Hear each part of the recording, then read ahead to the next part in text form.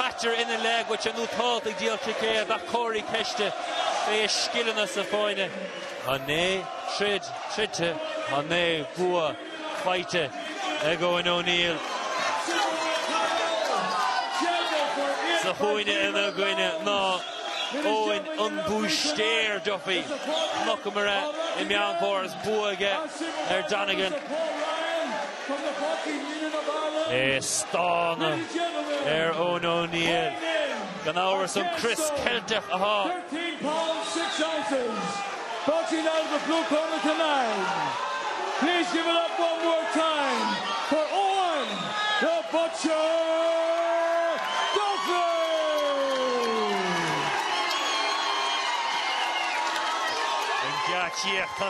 Duffy. And ladies and gentlemen, weighing in at 11 stone from Belfast.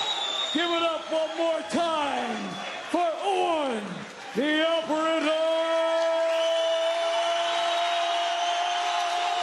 O'Neill.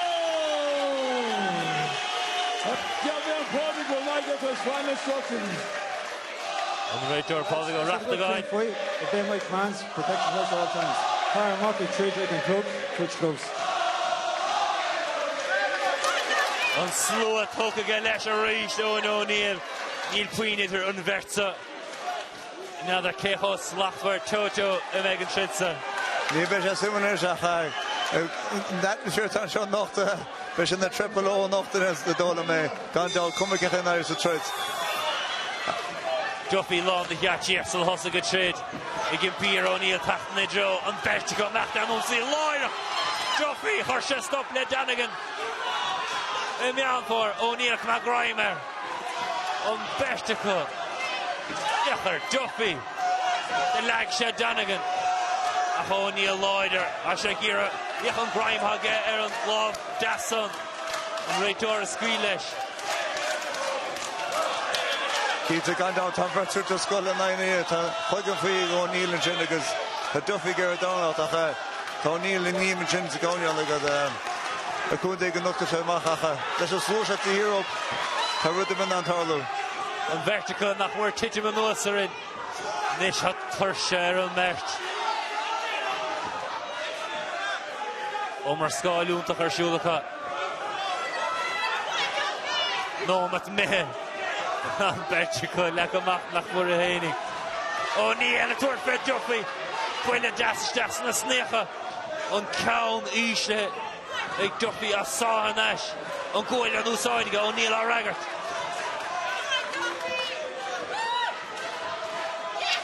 Keith a gone down to Duffy Garrett Bruce here because Goose had skill it down that because O'Neill Garrett Flocha over. I reckon the chin.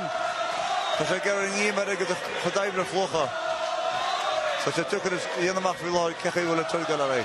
Well, it's learning nach the Nivine Snag Megan look fech on the Sotron og Shay Fire she grew Owen the Operator O'Neill. And Love pull to get Duffy or Raggart.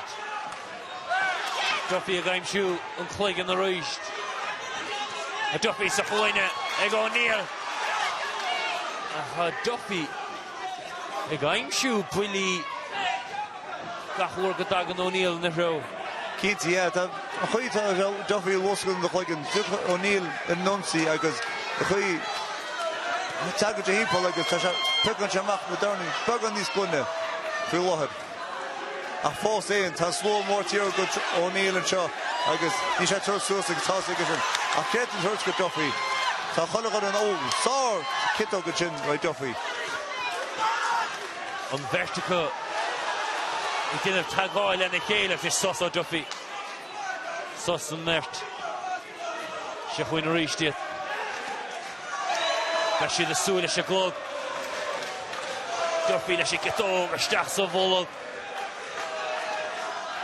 O'Neill, Lurrock, Barna Agent.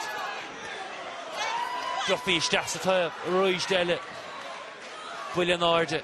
Near Argash and Spruck. I'm sure August. Finn Kane Boughton at Arab. Keith a gone down, God, let's just watch it here. Could have not turned the Kale in that either. Nate Feki Valohan and Taverts go to 9 at Ida. I guess kids and sorts go part only. You should hold a tad because Kevin Gushet, Saucer, Dead of Ocean, Acha, Michael Chunish, V. O'Neill, Brucier. I guess Erin Nunzinchin. Agus with the fire smutty head Bauta. Duffy Shasta in the Huine Jojo. O'Neill City a stall. Dog being count the sun. I can't say well. Checking manager second general recovery is all with you because by the name so difficult then the Irish general can follow on it. I had soul gemacht down the boat Kamala schon hier beholt das hat immer gemacht.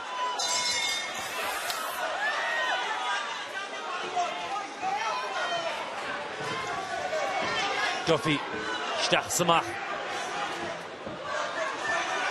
Brilliant order. Alson lame Justin Tree. Duffy sa chuine brilliant order. Weak shoot. Count Elle.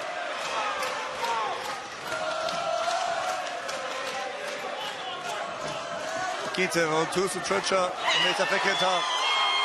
Bagan down in the school at White Duffy.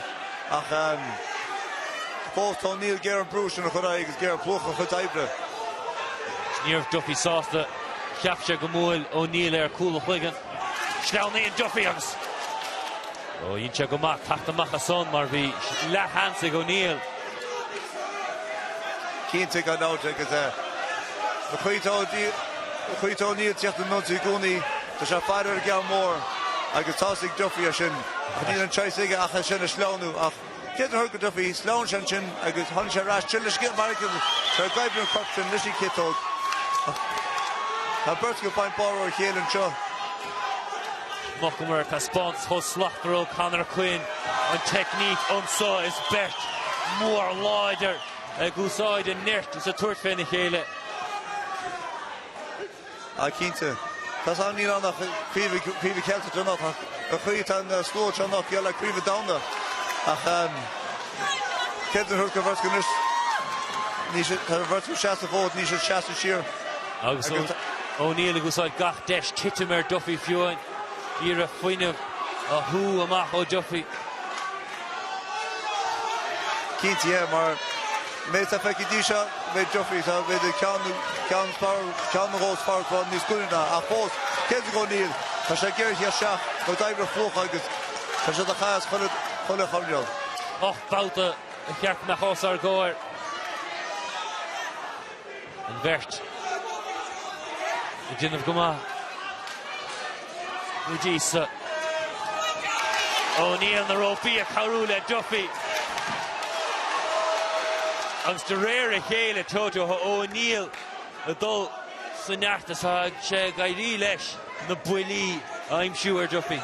Keats, yeah, took him out like Cal Moore, Chin, and got his love, yes, Chin. A kid that heard Duffy, just a check the rash, Chin. La Fragri, Holly Kesh, O'Neill, Jeffiga, Duffy on their agates, Corin Kiana. Kitog all in. O'Neill, Duffy, Feholish, Kitog Haynick. Fred and Duffy go chancing at O'Neill, come out, Grimer, Love, Jasson, Nietzsche, Gelu, Louis Squealer, let Duffy. That's. Oh, Clog. And love and order to be Brish on the hot pig, not here and here night.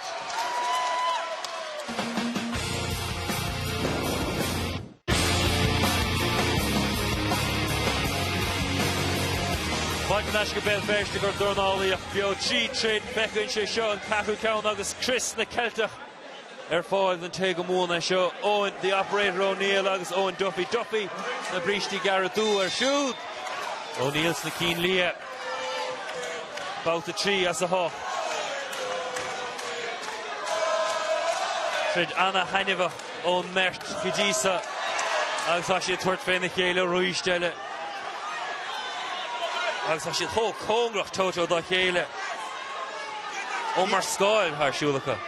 Keats, yeah, Nisha Sporl and Funny of a Joe Catholic is Tan Majetu and Chris Celtic at a lean and John Knock like that. Kayla Hursko worked only. A free time tries to go, he'll go Shannon, the Captain would have been a close kind. O'Neill down, took him Duffy Rash. suppose gan Duffy took O'Neill so Bra O'Neill is stolen Thorin Clay Jerry go Duffy. Hasha Machter non Suroist.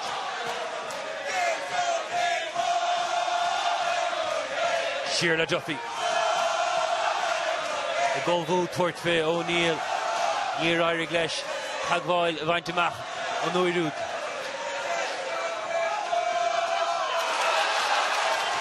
Keaty, agus Mark will chinta. Nirhagan O'Neill and Nunsi chin. Tagan Shella Shagard the sauce, agus Farin Cher Camor, Le Shalov Yeshin, agus Trilcha Duffy Hortuach, Ked Hurga Duffy, Tagan Cherash, a false aim. O'Neill Tiatla and Nerfunyov, agus a smooth hero, so there's a shasso. Anna Villa O'Duffy.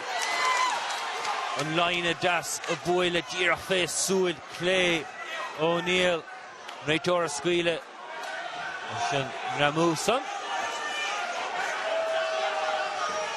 Out the tree, no McGlellan, Duffy Roy, Shorshas, up, the O'Neill. On Verta, Jabu, the Hayelvaka, Jojo, Niafaston, Cossin Fiosu. Keaty gone down because the colour the lean John at force. I should cut colored. Tamakub, Makaraya Gazan. A free to try to go. Virtue goal and I to Puka Hodibra. Chance again, Mershka Duffy, let's put in order. O'Neill, let's fragra. In La Hans had Boron. A din of Tagvoil. August Han Bertrika Toto. A game shoe and Sabro. Keaty, yeah, gone down. Fulos as in Yimi Killer. Virtue Vekula Spas. August I should Virtue pick a Dre Killer. My reckon would have gone full of chin Technicer O'Neill chin. The Kundin that could have more than Asso. If we try to go for Lohan, you should mention that could have lost Asso. Oh, Duffy, Gwynna, Naropi, O'Neill, Agira. Chancing, Hulda Heinig. Nid Nachmorig Dera about Saw, Phyllis Shillen Isho, Duffy, Brasha Ishin, Han Klug from Carula, Duffy, Shinny and Klug, August, Higum right over, grab and Klug at half. Didn't mock a lick Shedison. Keaty, every saw Clear Chin O'Neill Chin, because Brusha, Duffy, why, I got Huncher, she'll love, yes, like a yes, the hook, because that tried Source responsible by Bert Downley and John Off, because Kid and Turtle. August on Vertigo, go Machocho. Éonar gapman tú gwyl yn lof yn o'ch ag Duffy tagan O'Neill rash. Éonar gwyl gapman tú gwyl yn lof yn o'ch ag tagan Duffy yn ash. Keaty, yeah, ta siya, ni tadla sport why Bert took him to Nari, because few last chance why we captured American chin, Duffy chin lishin kitto, a force in, ta O'Neill chin, diach shachar mo khadish,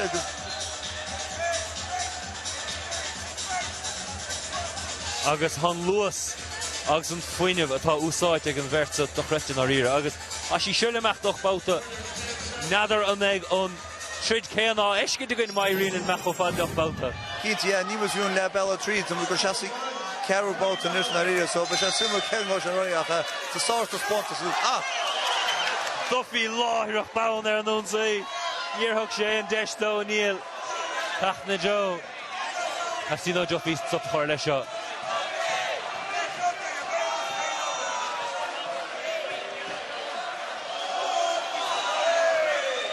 So Waka, Duffy Rollish, Raitora, Duffy, Gone Cool, Crown O'Neill of Woyle, O'Neill, Duffy, Sahoy, Nagay, Gira, Pwili, I'm Shoe, Duffy. Keaty, yeah, O'Neill, Chin, H. Kupikan, All Shaha, Ted the Hurka Duffy, Tashat, Third the Ash, Nisha Shasaford. A chuita tried to go to Rudabin on Tarlu. Agus tá airthe ag Duffy Toto cúpla bauta Éalú machas lába O'Neill. So roi stelle cosint bhaho Duffy. Keaty tá cosint maig agus níor frishin mar fuas tagan O'Neill shot tá sé gaibr sa jab agus tá geir cow motion put the key agus tá gaibr chorp. Agus Kedden hurts go Bert only last chance about the knock up tá sé the hógeal. O'Neill sprá leis Duffy bheith a gine an rópói. agus a Duffy a foul am a cheacht cuma Grime Lava O'Neill gan scuile leis gan tuair fé Doran Clay an úsáid ag Duffy Rah O'Neill í sin Captain Duffy beidir bhfuil seansaige O'Neill a ríist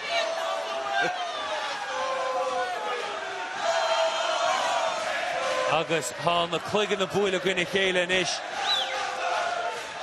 Cínta gan dá Níor bheith an gumrach an chuirta tro ní sé cíimre sin bhúlathach ní sé cíimre hebbe cin le seantaíidir a hóigeall an dá countan an na hóngrach dá chéile Duffy a tamáint O'Neill siar O'Neill cheann ró ísio aige Cínta tá Duffy do scéir ar a dánaíocht a chlúsa go Owen O'Neill ar an nunsaí tá sé plócha Duffy ag ní sé tuair teis héin ó leihí go dána bhíonna O'Neill a go brú ar an gorp há Duffy i ddíriú ar chligan O'Neill leis an lámh clé tháige lámh deas an uairsa agus agus a sé feicinn an nómnús hán bert chunis hán countan an úsáid ag an meirtecha a cínta bhí sé chuohín tred go raibh bhí sé le feiceáil mar chuir bhí tuisú sin O'Neill bhí chuig an héin gearn sinnig agus óg Duffy sin troch bhúil sin agus cid bhí annach chuig an bhulaí chéile Réiteir sé gáil Duffy ceart go leor Réiteir sásta leanna draig agus an plug builte brise le ghlacha an ságain Tána géir TG Carr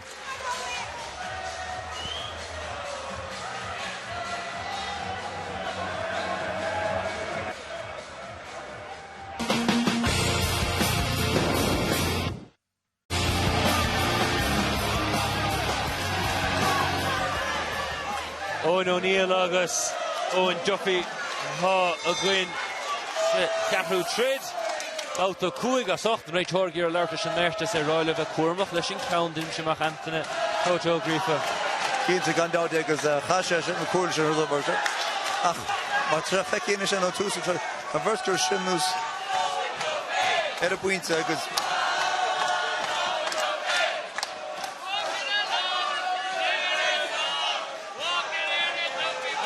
Duffy a léimt siar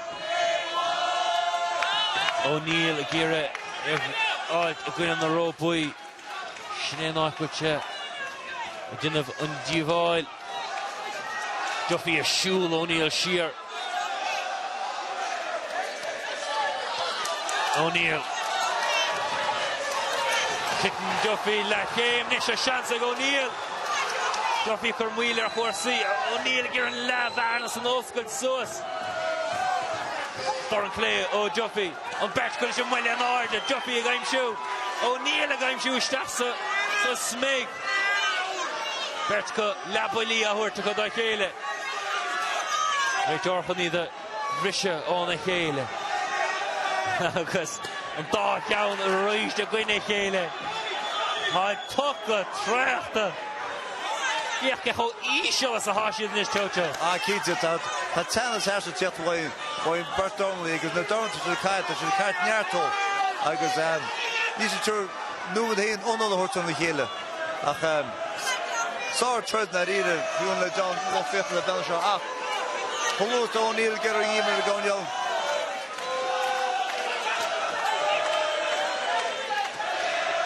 O'Neill gur Duffy chorgain na rópaí ní airig leis Duffy a géalú sinna tá bhaid Duffy na riire agus seasa bhaid agus bugan an darnach na riire mar sinna tá bhaid O'Neill go dtí fanna Duffy sa bóca agus go mééis an anna gaibrú corpus a chloigean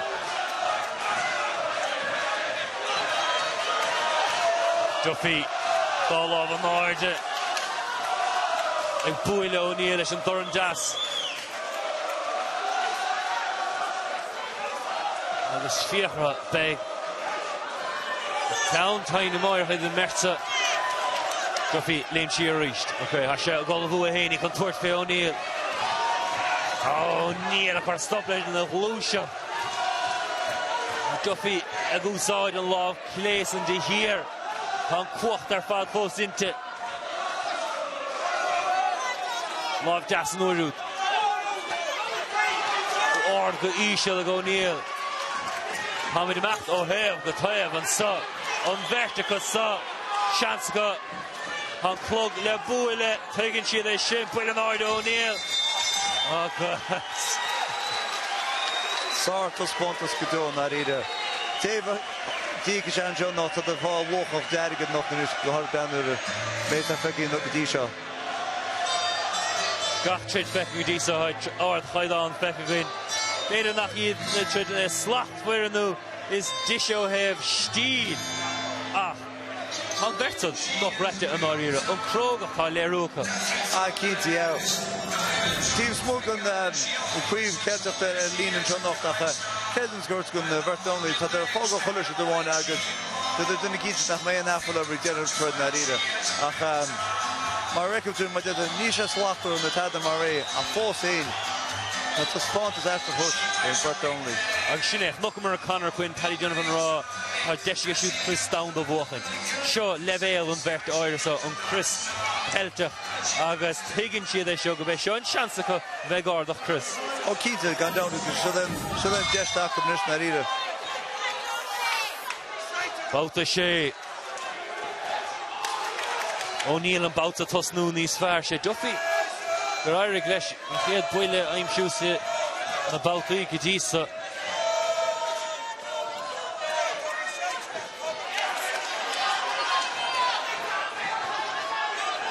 Yeah, door let Common, how Laveder, later, Huygen and Vert. Nisha should not like Kayla reached.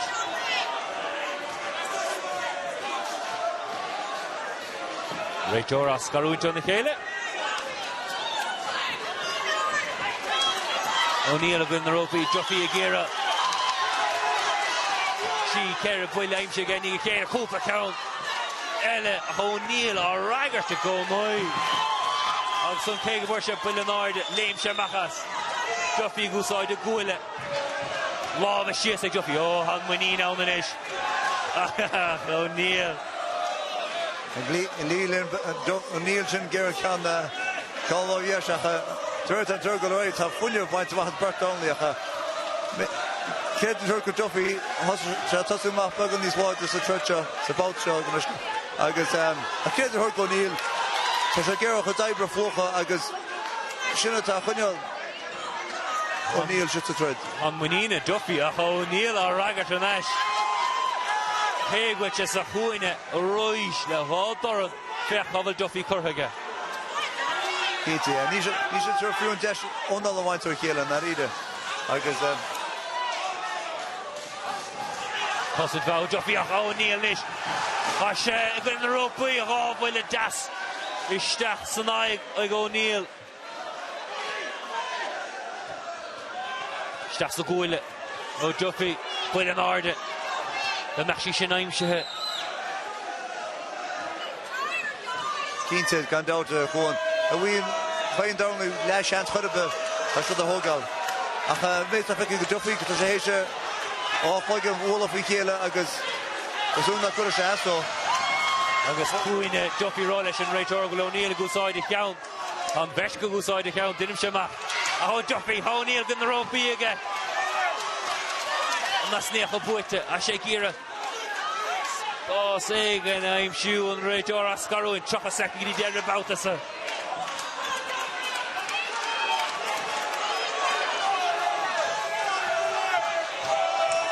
Sort of sponsors not either cool and Meta Fecky two to choke between Boucherners and Shea Walter. The French they look not either. Agus Anish on Fine of Sungrav Oko Hasha Kaitaka Dara Lesha Shea Bouta Shachtu Bouta Tacht Agus Key Fine-ish Toto Hide Trecha Shohe Night Nish Gurudich on Ashtu. Keinte gan down ja van net dat ik die zo hele goede van de njak ach hees meester rotte dan moet goed chasse bal te turn nog een naar reden agus there would have been not told to go leor Downey Catty Birkin Downey Sean ach I dare lay Nisha Swedish and Pulahan area, Nisha Skolanai, a good Nisha female instructor Mafru, and Chris Kertash and Agus Tampert down the Nisha Taha, all about Harrison. Duffy has she the command Sul or Sul Clay for she Rockwill Ninish on Hama, Hasha Gata, she the curl like Ire. It's rather good to bore her face of winning. Kinte gone down to Janine, the Shinnerville's mass and near together. Getting to rob Fogan Wolf in the Kela. O'Neill, Tajani shall get a Fogan, he's a 14, Tasha Catherine. Too small, Charlotte Duffy, a 4-second O'Neill for Agramau. Out the shot. As 8. Duffy, Sahuina go O'Neill, Anna Hussant, or Duffy, Hassan Show O'Neill, Nish, with Jessica. Towards Faye Neil. Right or Rollo reached. The Cormac Hashin. Oh, Yachar Shin O'Duffy. Mar identical Hoos O'Neill or Raggart Hashin. Walk out. O'Duffy O'Neill. We brew on the Costa Tepper. Guys, Yachar Shin Mar Hussin to O'Neill. Jimmy Sharon on side. It's a Nish. Will Duffy going in the road for you again? A love on the side. Go hide to go Mar Skull. Duffy. A chance and Saga, Neil O'Neill, a Garth Foline. Neil Hall got down, hold down, Chinlish Clay, Tira for the smut, Agus. O'Neill, Jim, there's a Grimmer Duffy, Erebit, Agus, just lay in a hustle, Achan. Post, there's a post on, Achan. Kid the Hurta, Duffy, sword down of Johnish. Piece of boat to Sean and White Duffy. Been on the Ragra O'Neill, been a custom meher, Yinche. Gachru go bheitach sé héanach mad na hasov agus rí sé héan áid a náisisteach sa tré Duffy ábrín scuilte Cínte gan dáit agus Céad thuirt go níl tá sé fós hasá héiscos an chusab an imíad a fós bhil sé níime ach tháinig Duffy sin tá sé gaibre sé bháil cléisiú tá sé cá churad a bheach na look to hero agus Sartas Pontus a céad thuirt go níl tá sé fós tuidir agus agus a ríist an dá ceann fó congracht a chéile a garéach ar fúd an town ag an Mertica Duffy ar cúla hín isteach idir an dá lein ag Duffy town eile isteach sa chorp ó Duffy town sias ag an Mertica O'Neill fail go fail rí Duffy ar Raggart Sartas Pontus by Bertskirch in the Nerida. Close hand Duffy here again. Tagan O'Neill is a corp. It's back in the reach to Duffy Chin. Hasha Dine Share. Duffy Hasha gets a hoine. Giru er an corp. Agus cushy after math with a Bert. Close math. Hakuina Duffy Rollish and right over again beer. On a 10-second Lemaki Darren Boutha and right over come out Soiler a big Boutha Voin elegant in him Agus big Boutha Voin elegant the threat in that either kun and Boutha Sor Guniki Agus Pasha Hodakare Vast Toto Marthaga Duffy in there on Nunsi Capitol going back to get care of the O'Neill or Raggart Keith got down like a Chetway Queen down in Narida Agus who's second to go O'Neill Imi Capagocha Imias the Hossa a second Duffy Generation a couple full of Guan Agus healing a torch of controls Mahafunya Kimotha my birth only my Jimmy Tucher healing go to go Nars and Nars the right and Trent going away Agus Suskadisha sort of sponsors getting away in both the sort of reward affecting Disha up Postquil it post the hassle Nisam Narida to shut the frets in Narida George struck within the best Narida Ben the virtue up on Vaseline Fud Duffy O'Neill of Matlesh Hashi Shutter she went hot time of mar trade bout of oil the chucked on Merck Mega Gordon and Chris O'Neill the gear go be shoot hard down more a have Joe Duffy she moment Lema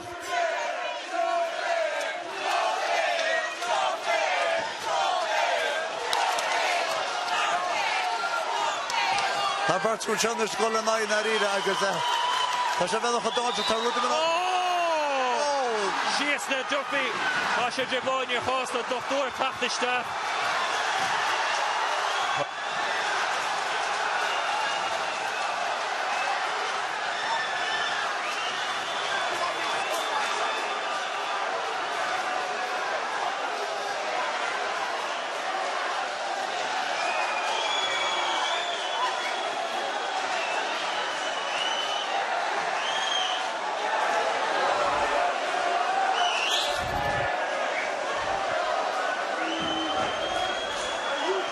Agus á brise le ghlach an isiúin be na gan tamil.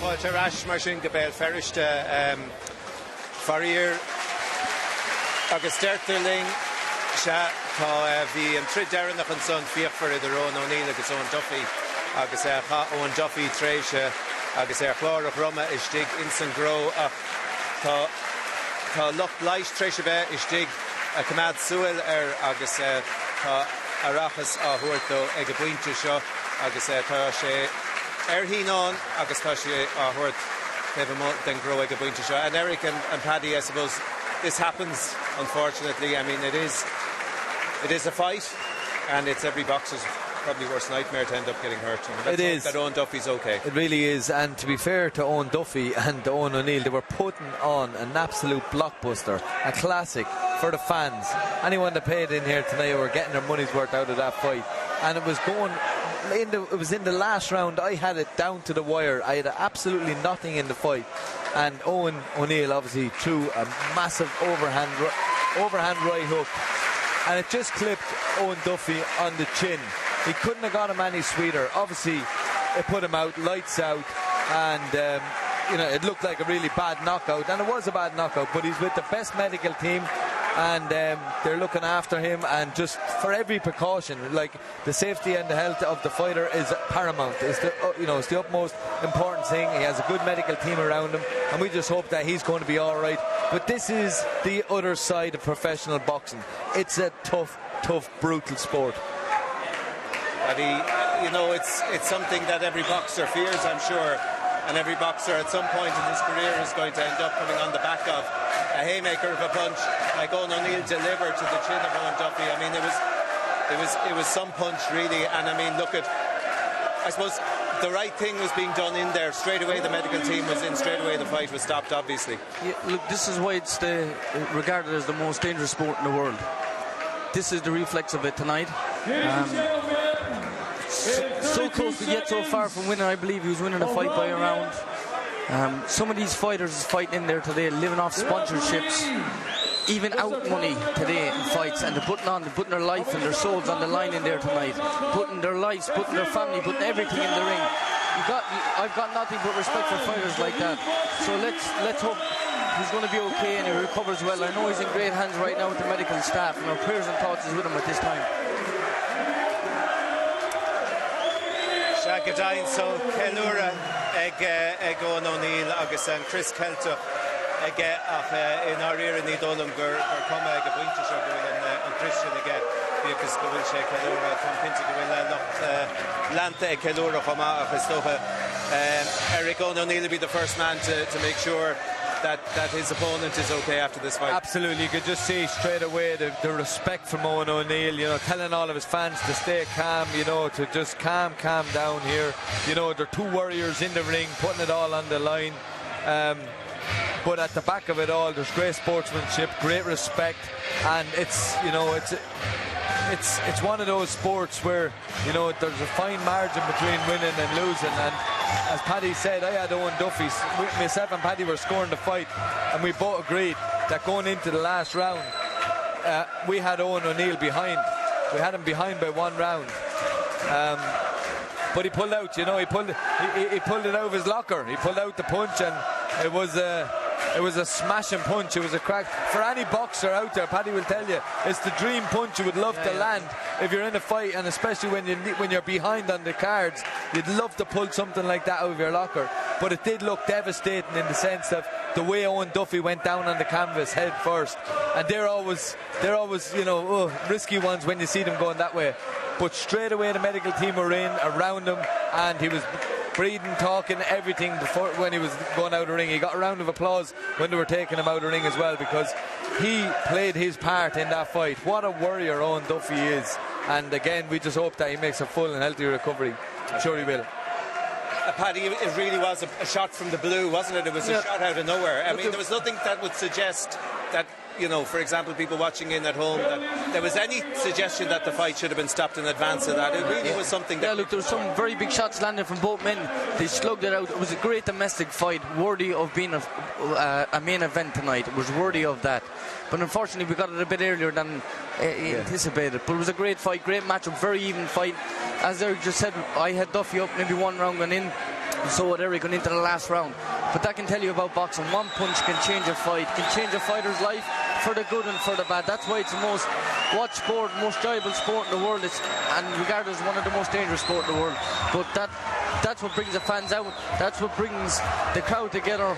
The atmosphere, look at the atmosphere, look at Owen O'Neill right now. He showed the great, tremendous heart that he had to get his fans to calm down, to make sure that Duffy was in good hands, he was healthy and he was breathing and he was up talking before his celebration. That's the sign of a true fighter and a true warrior. Well done to him. And I tell you something, Micheál, I have a lot of respect for Owen O'Neill and how he handled and how he handled himself in the ring as well. He didn't lose the head, he didn't gloat, he didn't go, he tried to calm everybody down, as I said before. But in terms of his professional career, he was 9-0 coming into this fight. But his 9 fights were against previously losing record fighters. He never boxed anyone with a winning record or with of a good caliber. And he's a massive fan base, as you can see. He's a big ticket seller. So I was always wondering, I said, will he ever roll the dice? Will he ever, step it up?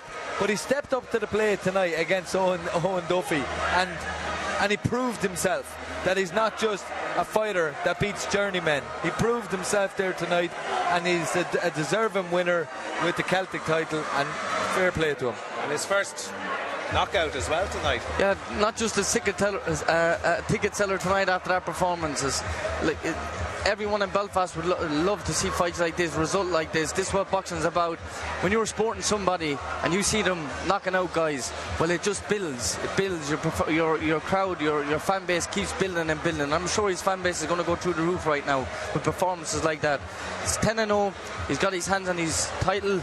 He's going to push on now to bigger things. All right, well, of course, we all wish Owen Duffy the very best in his recovery. What a fight it was.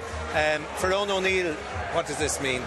How significant is it? Because, as you mentioned, some of his fights, he has to manage, I suppose, being, having his daytime job with his pro career now. Yeah. So he's now, 27 years of age, 10 wins from 10. Yeah. I mean, it's a big moment for him. It's a huge moment. He's after stepping out of his comfort zone and taking a big fight. And I wondered how he would react when he's up against somebody who's going to be having an equal amount of success in the fight as him, and that's what it was. It was ebbing and flowing. They were landing big shots, both fighters, and I just said, I often wondered, in the back of my mind, I said, I wonder how he will react when he's really put under the cosh and he's really tested. But he showed tonight what he's made of. What a champion, what a fighter, proved himself. Celtic champion now, is that his goal? I don't know what's his ambitions, but he can definitely, I suppose, if he wants to raise the bar a little bit and push for the Irish title, there's some exciting fights there to be made in that weight division. Paddy? Yeah, I totally agree with what Eric said. He's bang on the money. After that performance, the caliber of his opponent and the result that he got in the end, his confidence is obviously going to be through the roof. So he's going to want to push on, take a little break, come back into the gym fully confident and push on for maybe an Irish title.